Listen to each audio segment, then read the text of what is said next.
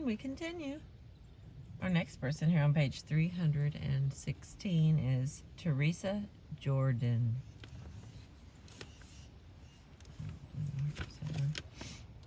Teresa Jordan was the fourth generation raised on the family cattle ranch in the Iron Mountain country of southwestern Wyoming, 50 miles from town, with no phone or television. Storytelling was everything. Our social life, our entertainment, how we passed the time on long rides to distant pastures. When Jordan left the ranch, she traveled in a wide arc, far from the west of her childhood. She studied at Northwestern University and Colorado State University, and then went to Yale University, where she was graduated Phi Beta Kappa.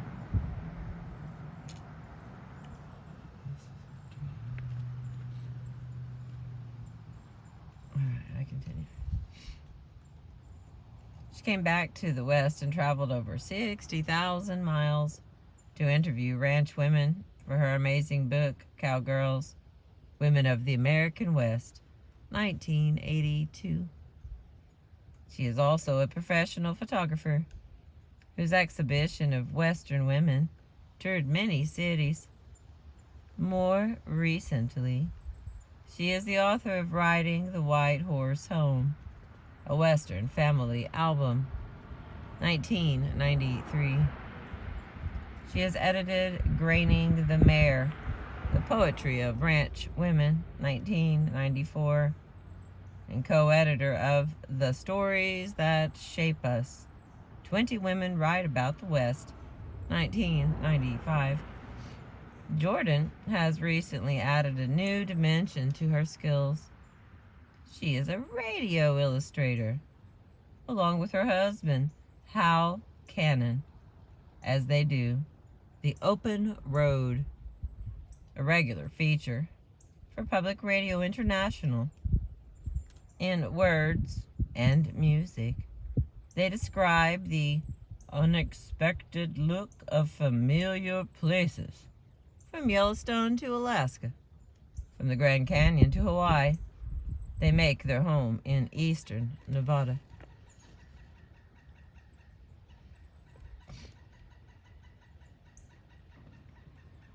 Jordan writes that her understanding of the more interior stories of family, of grief, of loneliness, of emotional trial, survival, and even triumph came after she had served her apprenticeship with stories of Western women and how they lived their lives in the outside world. All right, here we go with Teresa Jordan, Writing My Grandmother's Life, from Riding the White Horse Home. So the writing is W-R-I-T-I-N-G, My Grandmother's Life, and it's from her writing, R-I-D-I-N-G, The White Horse Home, 1993. All right. Looks like it's pretty long too, my loves.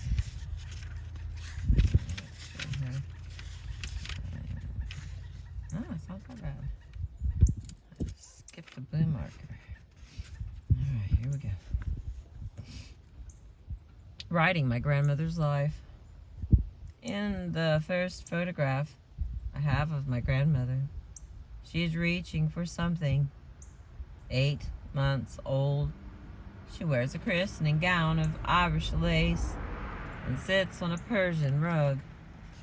She is smiling, and her large brown eyes show not the astonishment common in infant expressions, but something more, something deep, intelligent, intensely present. Still, it is her hand, that grasping hand, that most intrigues me. What is she reaching for? The camera? The diamond of light reflected in the photographer's spectacles? Her arm reaches its full length, but 3 fingers curl to the palm, as if to deny the reach, as if she knows already that a woman can ask for too much. The woman I call Gran did not resemble this endearing infant. Effie Lannon Jordan was what was known politely as a difficult woman. She lived in the same community all of her life, but I have never heard an affectionate story about her. She managed to undermine even her generous impulses. When she gave my brother and me gifts, she would announce we were to come to her apartment to receive them. If we came too quickly, we were greedy. If we came too slowly, we showed disrespect. Nor could we thank her properly. If we wrote a note right away, we were fishing for more. And if we wrote too slowly, or God forbid, not at all, we were ungrateful. Effie died at the age of 83, with only 2 accomplishments. She had raised a son and completed needlepoint seat covers for a dozen dining room chairs. Her son, my father, cannot remember a single comfortable moment spent in her company. And the needlepoint, my grandmother always complained, had ruined her beautiful eyes. For years, I seldom mentioned my grandmother. Why talk about such bitterness? But a few years after her death, I was stalled on a project I had worked on for years. Frustration was familiar. I'd had trouble completing projects before. Unable to finish and unwilling to give up, I saw life passing me by. During the midst of this personal hell, I had a dream. And it was this dream that made me think about my grandmother's life. In the dream, twin girls lived in an old Victorian house. The girls were 6 or 7 years old, and they wore white dresses. Their hair was tied back, and they were pretty, yet sad. They never spoke. The interior of the house was murky and dark. The girls' dresses seemed to glow. A set of railroad tracks passed through the house. A post about 4 feet high stood on either side of the tracks, with an electric eye mounted on top of each post. A beam of light passed between the 2 eyes. When the girls heard the train, their job was to run to the posts and hold their fingers in front of the electric eyes to break the beam. If they failed, the train would come to a crashing halt. Their job was to see that never happened. The train came rushing through. The girls were at their stations, and the passage was very pretty, very eerie. The line of the headlight, piercing the murkiness and illuminating the girls in their white dresses. The shadows from the girls' fingers dancing in the mist. The way the train, so fast and streamlined, rushed through on its shimmering wheels. Dust and steam roiling all around. The girls stood close to the train, frightened yet excited by the knowledge that people were being swept past to fascinating and unimaginable lives. With the train between them, the girls couldn't see one another. When it disappeared into the night, they receded back into their shadowy silence.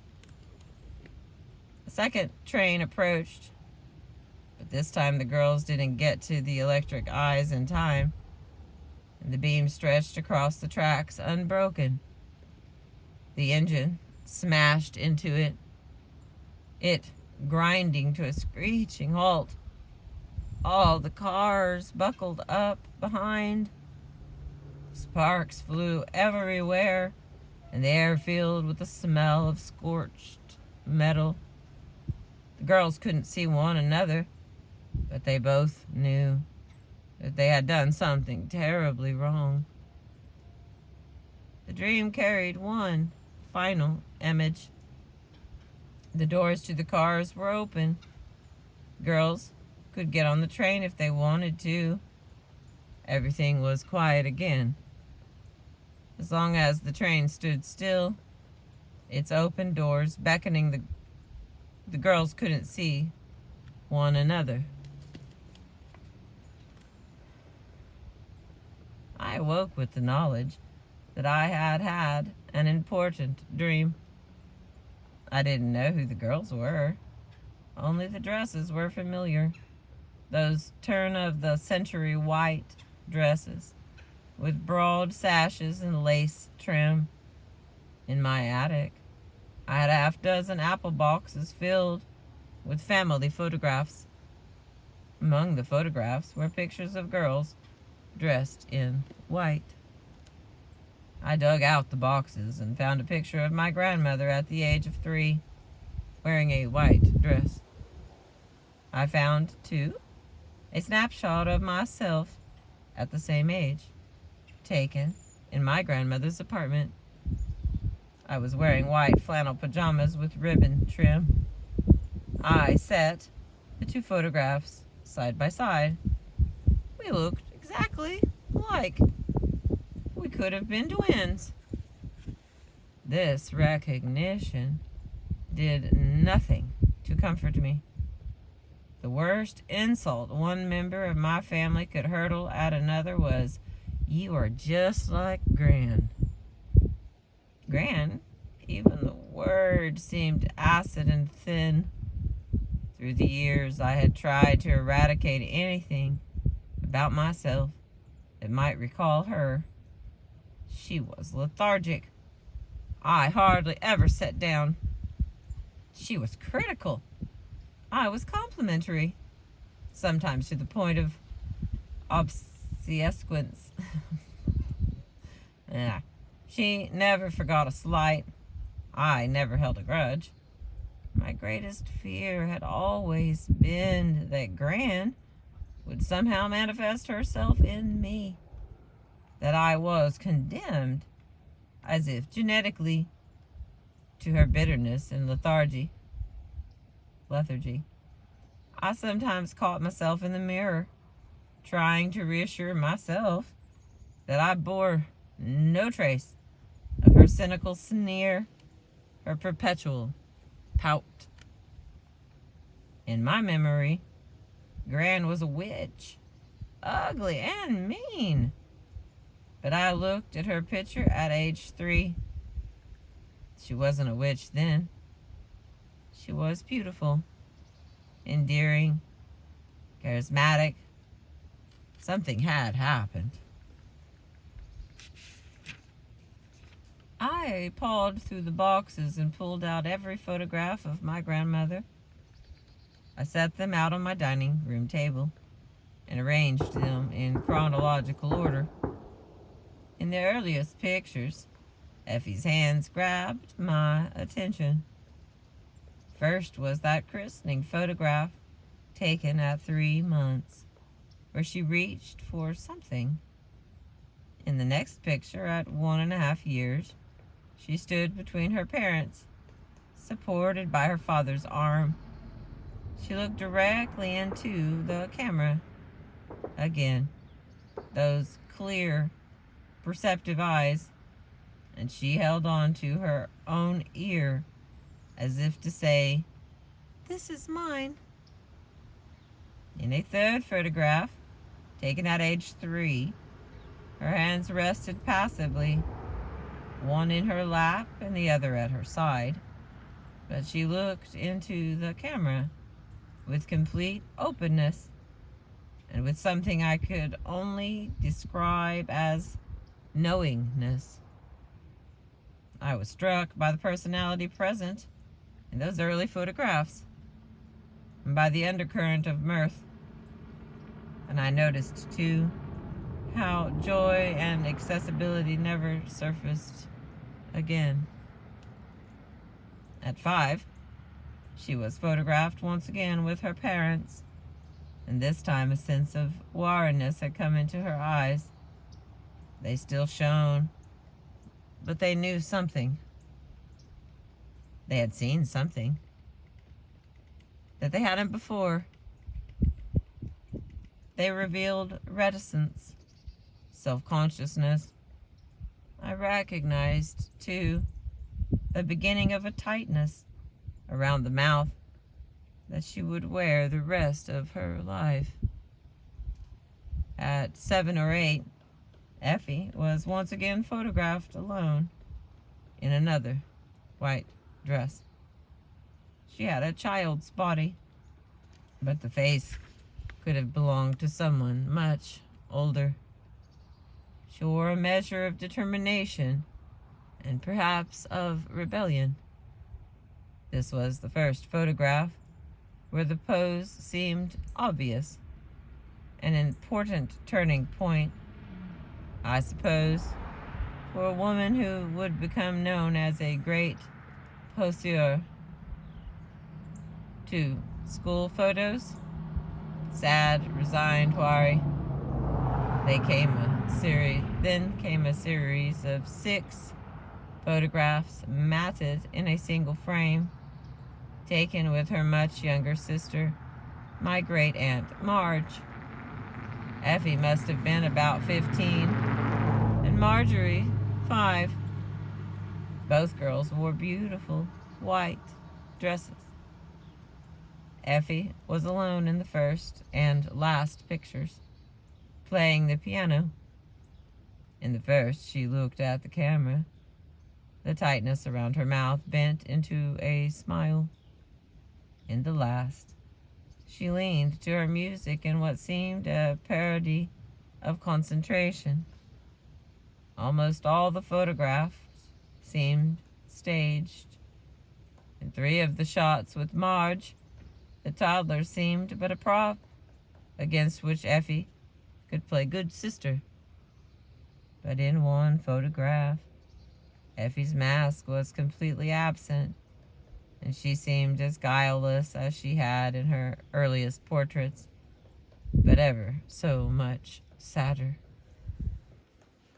Then there were the photographs taken during college at the University of Kansas. Here, Effie was all style and attitude. In 1 with the cloak, she looked like an Inuit.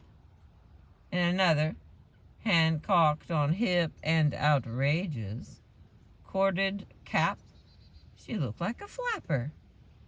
And in a third, dark-brimmed hat pulled low over her sensuous eyes, she had the sultry elegance of a film star. Each portrait seemed distinct, as if a separate personality resided behind its ruse. Effie never finished college.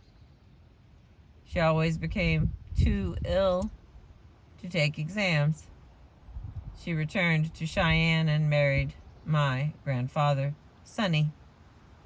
No wedding photographs have survived. Probably she burnt them in one of her periodic fits of rage against the man she would neither live with nor divorce for 40 years of a 50-year marriage.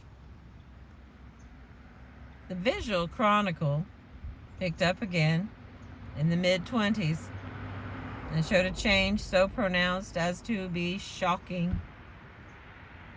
Gone was all the stylishness, the air. A formal portrait revealed a rather plain woman with a look of defeat.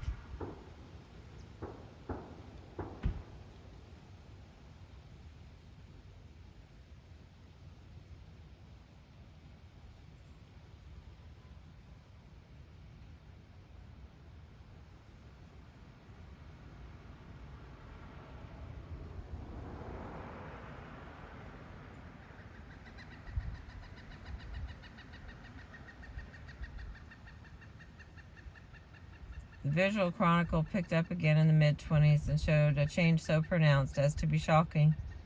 Gone was all the stylishness, the air. The formal portrait revealed a rather plain woman with a look of defeat. The snapshots from the era were even more disturbing. Several showed her in 1928 with her newborn baby, Larry, my father. Effie looked 50 years old. She was 27. She smiled in the photos, but it was a pained sort of smile. I tried to figure out why she looked so awkward, and finally it came to me. She nestled the baby against her right breast. Most women, even left-handed ones, hold their babies close to their heart. In another photo, she tried to adjust the baby's sweater, and her clumsiness was painful. Even when she held her son in his christening gown when he was 8 months old, she looked like she had never held a child before. And then there was the Christmas photo with the family. One of the rare photographs that showed Effie and Sonny together. The tree glittered in the background, but Effie slumped in her chair in an attitude of utter defeat. Sonny looked at the camera with a wry tenseness. Effie's sister Marge was almost hidden, as she was in most family photographs, and seemed to be trying to appear pleasant. And Marge and Effie's parents, Nana and Papa Dick, sat stiffly in their chairs. Little Larry, 6 or 7 years old, sat on the floor inspecting his new rifle. But even this activity brought no joy. He looked absorbed but miserable, as if wishing only for escape. The visual record skipped the 40s. The next photograph was taken at the same time as portraits of Nana and Marge. By this time, Marge's marriage had ended in divorce, and all 3 women lived together in Cheyenne. My grandmother looked ineffably sad. Excuse me. The 3 women were together again in the next photo, taken in 1960. This was the Gran I knew. Sharp and witch-like, with something truly nasty in her face.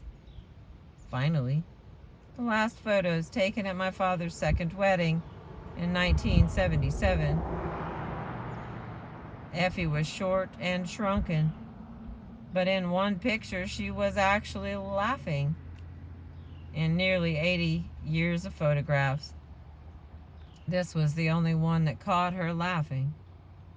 I knew that laugh, that bitter laugh. It was her witch's cackle. There is a danger in reading too much into snapshots, but I felt safe in drawing a few conclusions. Effie was born with a personality that tended more to the active than the passive. She had some desire to make a mark, or at least be noticed. She did not fare well in marriage, and she was almost crazy with unhappiness.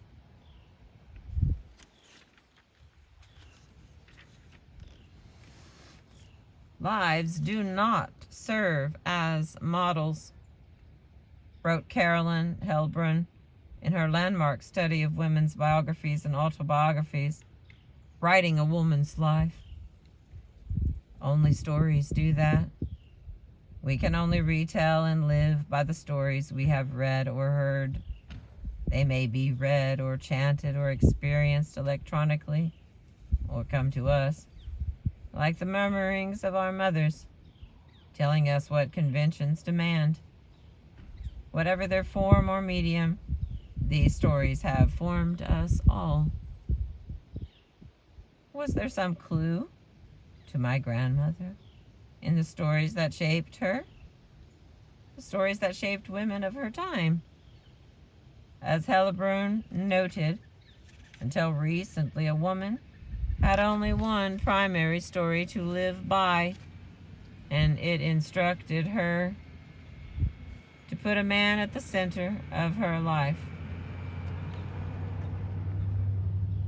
and allow to occur only what honors his prime position. Occasionally, women have put God or Christ or social work or teaching in the place of a man. The results are the same. One's own desires and quests are always secondary. For a short time, during courtship, the illusion is maintained that women, by withholding themselves, are central. And courtship itself is, as often as not, an illusion. That is, the woman must entrap the man to ensure herself a center for her life. The rest is aging and regret. Aging and regret. Surely, that described Effie's life after marriage. My grandmother did not put her husband at the center of her life. She never put anyone at the center of her life except herself. She was criticized for this. She was also dreadfully unhappy, and she made everyone around her unhappy as well. For the first time, I began to have sympathy for my grandmother. What if she didn't want to put someone else at the center of her life? What if she were virtually incapable of it? She had been, after all, a child with a distinct personality, an infant who held on to her own ear.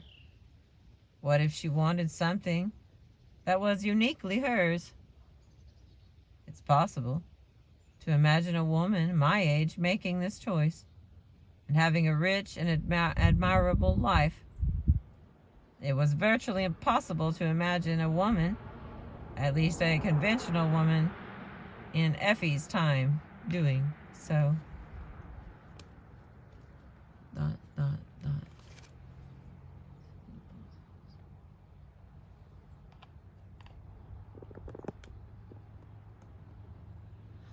Something different.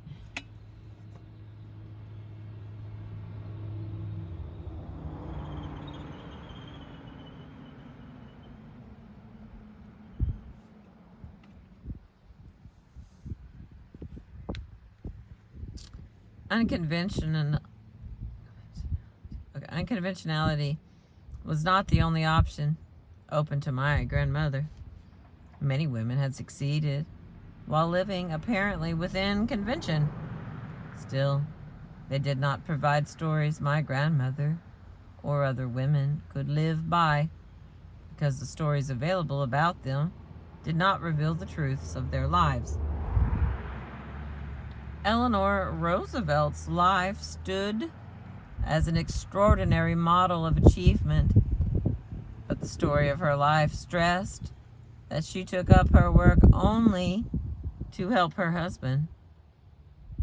Doctors urged her to busy herself with a career, in part to encourage her husband to involve himself again with the world around him after he was stricken with polio in 1921. As Hellebrun pointed out, well into the 20th century, it continued to be impossible for women to admit into their well into the 20th century, it continued to be impossible for women to admit into their autobiographical narratives the claim of achievement, the admission of ambition, the recognition that accomplishment was neither luck nor the result of the efforts of generosity of others. Each woman set out to find her life's work, but the only script insisted that work discover and pursue her, like the conventional romantic lover.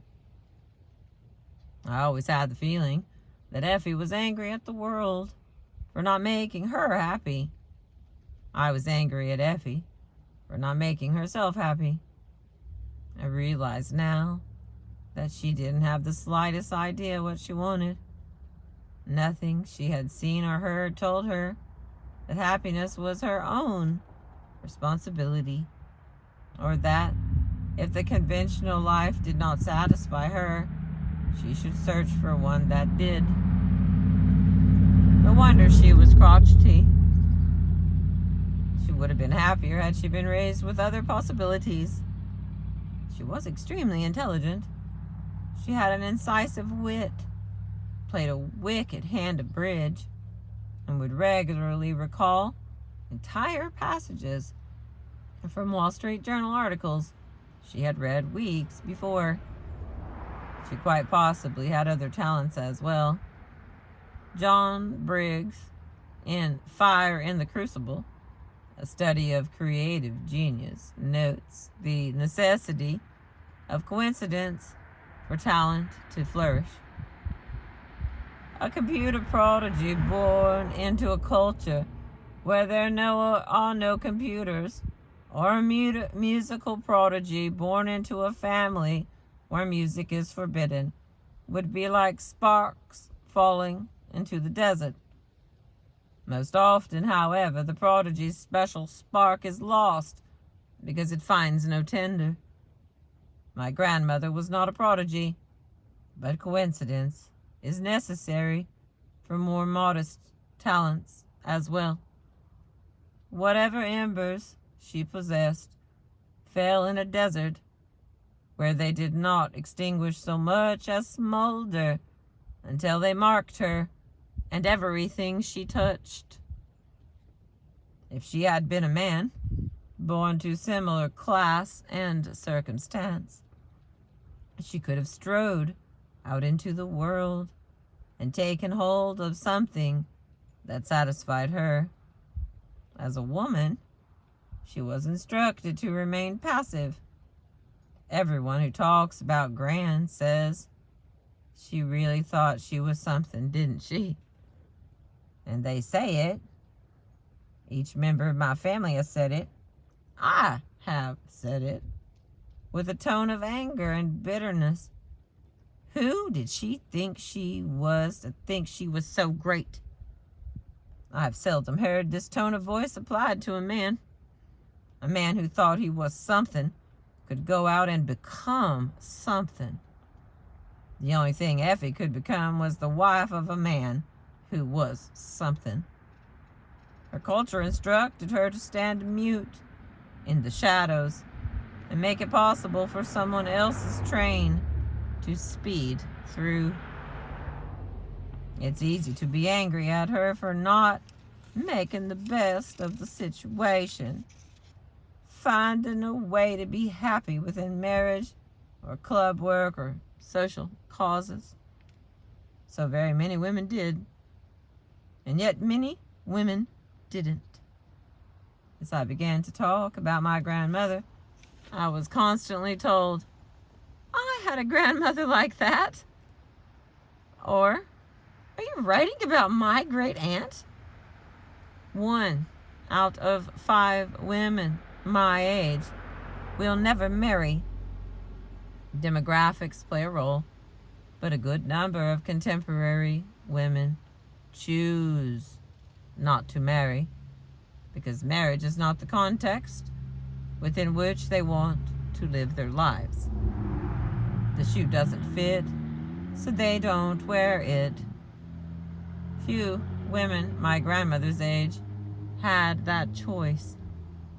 They shoehorned themselves into the only lives they could imagine, and somewhere along the line, they started to grumble and complain. But what did this all have to do with me? I was not my grandmother's twin. Possibilities were open to me that my grandmother could never imagine, because I had other stories to guide me. I could get on the train. I could drive the train, and yet I seemed reluctant to do so. I was caught in an odd paralysis. I was freed of the stories that shaped my grandmother, but her own story was still shaping me. I remember staying with Gran when I was a child. My brother stayed across the hall in Nana and Marge's apartment and slept on their sofa bed. But I had to stay with Gran and sleep in her back bedroom, a small dark room where the yellowed shades were always pulled. I spent a lot of time in that room. I slept there, but I was also sent there when I was naughty.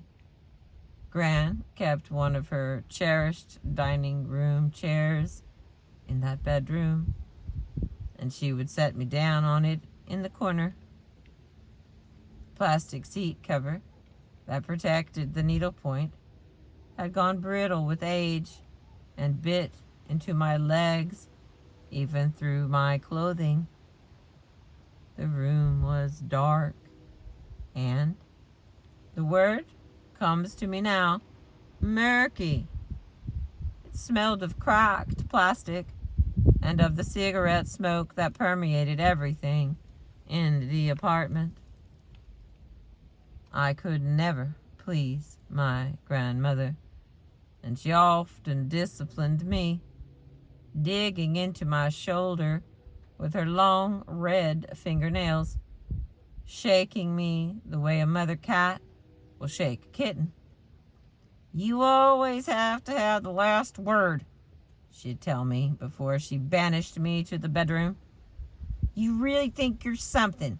Don't show off. Don't get the big head. Straighten up. Pop down. Be still." Be still? This command, more than any other, I remember.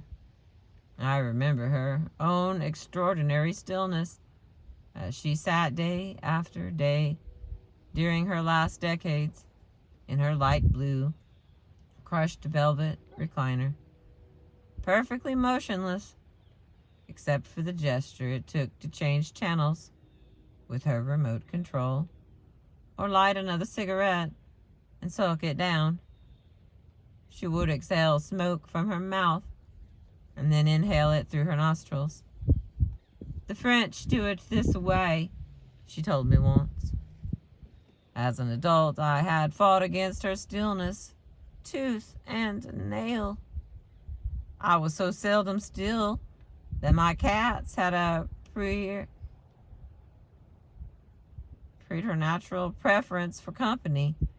They had learned that there was a good chance I would sit down when strangers came and provide a rare lap and a welcoming hand.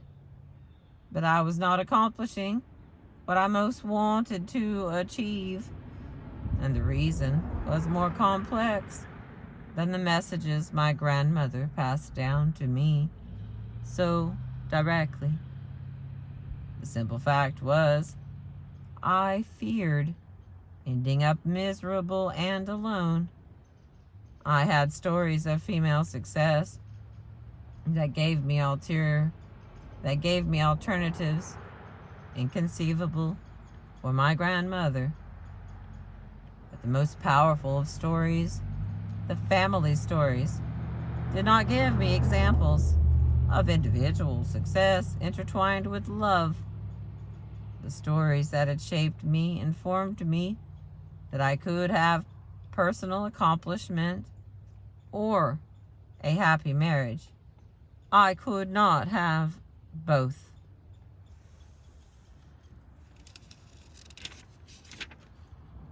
And the last little part here. I grew up with 3 stories for women. The first was, of course, the story of Gran and Marge and Nana, the 3 witches of the West. The problem started with Nana.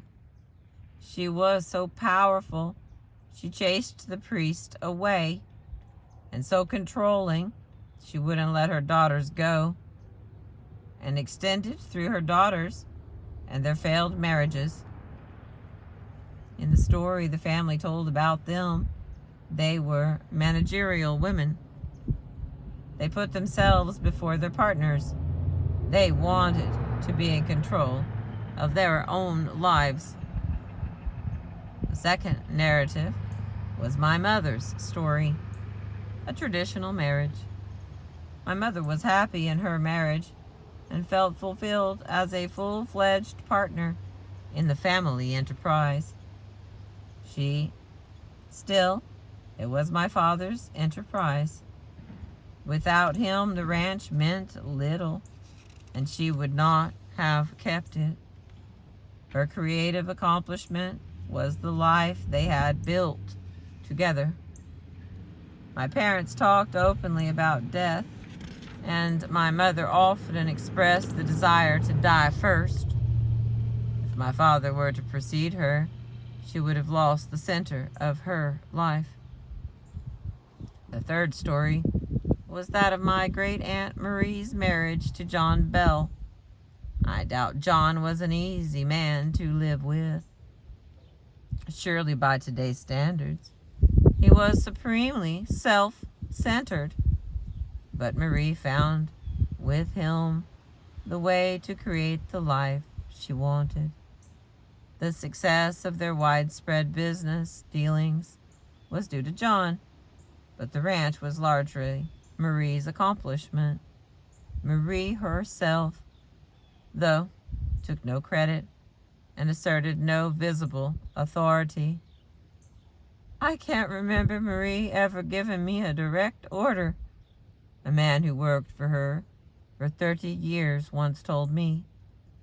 Even the first day we went out to move cattle, she said, "How do you think we ought to do this?" I said, "I don't know, Mrs. Bell. I've never been in this pasture before." As long as I had only these 3 stories to guide me, I would remain stuck. I didn't have a story that told me I could be visible and not end up alone. But once I understood these stories and the power they held over me, I was free to search out other narratives or write my own. For the first time, I could perceive a relationship fundamentally different from many in my family so far. I could imagine a peer relationship in which I had my work, my partner had his, and we built a home and a family together. Lives don't serve as models. Helbrunn reminded us, only stories do. It was important what I understood of my grandmother's story. If I believed she was miserable and alone because she had a self, I had to believe that I would be miserable and alone because I had one too. The story told me to destroy myself. But if I believed she was miserable and alone because she had no way to assert herself, in fact, she didn't have any evidence such assertion was possible, then I had to find a way not to diminish myself, but to be as large as I was able. I needed to understand the story of my grandmother's life in order to be free to fully live my own. I had to return to that dark Victorian house, cross the tracks for the first time, and embrace her.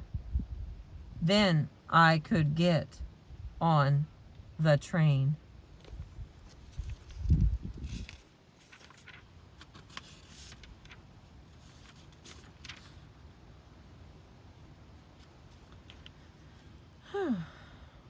Wow. We are on page 326 of our book. Thank you for being with me. Here's what it looks like again. The Western Women's Reader. Gift from a lady friend of mine. And it caused me to love 3 lady friends. Thank you for being with me. I appreciate you. There is sun behind these clouds, but it's a cloudy shot on a cloudy day. I appreciate you.